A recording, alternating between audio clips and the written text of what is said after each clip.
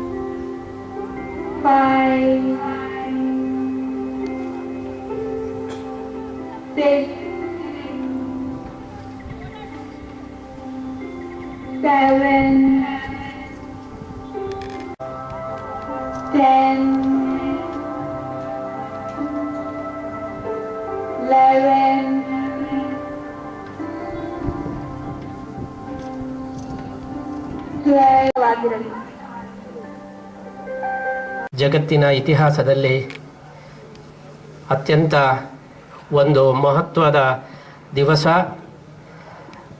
ಯೋಗದ ಸಮರ್ಪಣೆ ಜಗತ್ತಿಗೆ. ಇದು ಶ್ರೀಕೃಷ್ಣನ ಮುಖಾಂತರ ಬಹಳ ಆಶ್ಚರ್ಯಕರವಾಗಿ ಕೃಷ್ಣ ಇದನ್ನು ಜಗತ್ತಿಗೆ ಅರ್ಪಣೆ ಮಾಡಿದ್ದಾನೆ ಎಂಬುದಾಗಿ ನಾವು ಭಾವಿಸ್ತಾ ಇದ್ದೇವೆ. ಅದಕ್ಕೆ ಸೂಚಕವಾಗಿ ಗೀತಾ ಜಯಂತಿಯ ದಿವಸ ಇವತ್ತು ಯೋಗದ ಸಮರ್ಪಣೆ ಜಗತ್ತಿಗೆ ನಡೀತಾ ಇದೆ. ವಾಸ್ತವವಾಗಿ ಭಗವದ್ಗೀತೆಗೆ ಯೋಗಶಾಸ್ತ್ರ ಅಂತ ಹೇಳಿ ಹೆಸರು. ಇತಿ ಶ್ರೀಮದ್ ಭಗವದ್ಗೀತಾಸು ಉಪನಿಷತ್ಸು ಯೋಗಶಾಸ್ತ್ರೇ ಎಂಬುದಾಗಿ ನಾವು ಹೇಳ್ತೇವೆ. ಯೋಗಶಾಸ್ತ್ರದ ಹುಟ್ಟುಹಬ್ಬದ ದಿವಸ ಇವತ್ತು ಯೋಗದ ಸಮರ್ಪಣೆ ಜಗತ್ತಿಗೆ ಐತಿಹಾಸಿಕವಾಗಿ ಆಗ್ತಾ ಇರುವುದು ಇದು ಕೃಷ್ಣನ ಡಿಸೈನ್ ಎಂಬುದಾಗಿ ನಾವು ಭಾವಿಸ್ತಾ ಇದ್ದೇವೆ. ಭಾರತ್ ಮಾತಾ ಕಿ, ಬೋಲೋ ಭಾರತ್